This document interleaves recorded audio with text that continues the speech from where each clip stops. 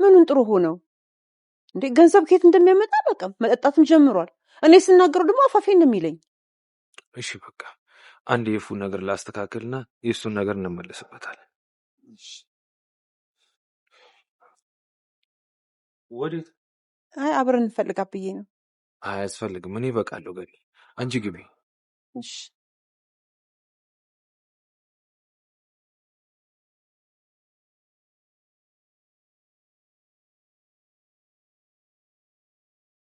መቼም ዳጊ ነው የወሰደው ብለህ እየጠረጠርከው አይደለም አይደል? መጠርጠር አይደለም፣ ሲጀመር ራሱ ነው የወሰደው። አሁንስ አበዛኸው። እያወራን ያለውን እኮ ስለ ዳግም ነው። አዎ ገብቶኛል። ከሱ ውጭ የመጣ ሰው ከሌለ ሌላ ማንም ሊወስደው አይችልም። አንቺም አንቺ ነሽ። ሌባ ደግሞ እንዲህ በቀላሉ ያስቀመጥኩበትን ሊያውቅ አይችልም። ይልቅ ሳያጠፋው ቶሎ ድረስበት። ሰላም የሐረግ ድራማ ፋሚሊዎች፣ የሐረግ ድራማ ቤተሰቦች እንዴት አላችሁ? ሁሉ ፒስ፣ ሁሉ አማን፣ ሁሉ ፋይን ነው ወይ? እኔ ጋር ሁሉ ፒስ ነው። እንግዲህ ቃል ስራውን ሰርቷል። እዛ ሸክሽኮ ነው የጣላት የፍራታ ነው ማለት ነው። ያው ምርር ብሎት ስታለቅስ ነበረ። እንደውም ቃል እኔ ምንም አላዘንኩም፣ እንደውም ማግቢኝ፣ እኔ ጠባቂሽ ነኝ፣ እኔ አፍቃሪሽ ነኝ እያለ ሲንዘባለልባት ነበር እንዳያችሁት ማለት ነው። ብቻ በጣም ከባድ ሁኔታ ውስጥ ነው የገባችው ኤፉ።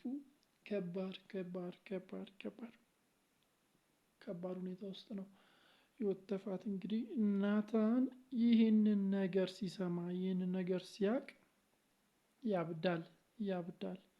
ሁለት ደግሞ ሰውየውን ያጠፋዋል፣ ቃልን ያጠፋዋል ብዬ አስባለሁ። እናንተ ምን ታስባላችሁ በዚህ ጉዳይ ላይ? በሌላ በኩል ደግሞ ዳግም ኤፉ ጋር መጥቶ ብር ሰርቋል። እንዳያችሁት የናታንን ብር ዘርፎ ነው የሄደውና ናታን ብሩ እንድትዘርፍበት ገብቷል።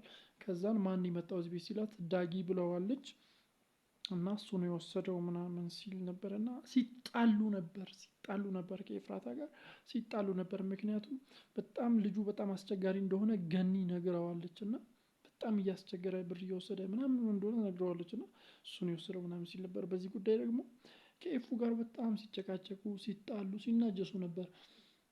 ብቻ በጣም ከባድ ሁኔታ ውስጥ ነው ያሉት።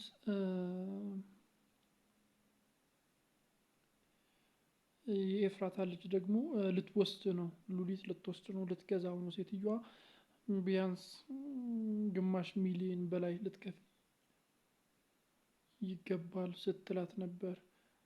ግማሽ ሚሊዮን ልትከፍኝ ይገባል ስትላት ነበር። ትከፍላታለች ወይስ እንደዚሁ አንገቷን መታ ልጁን ትቀበለዋለች የሚለውን አብረን የምናይ ይሆናል። እናንተ ምን ታስባላችሁ? እኔ አትከፍላትም ብዬ አስባለሁ። እንደውም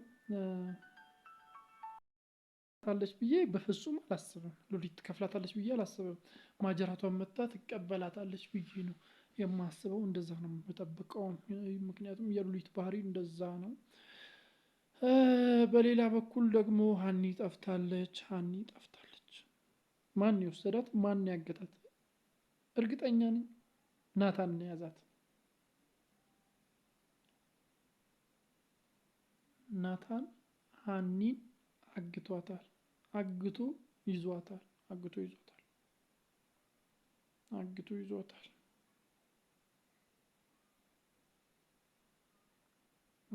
ቃል ያኔትን ጠርቷት ቤት ውስጥ ሲያስጨንቃት ነበር።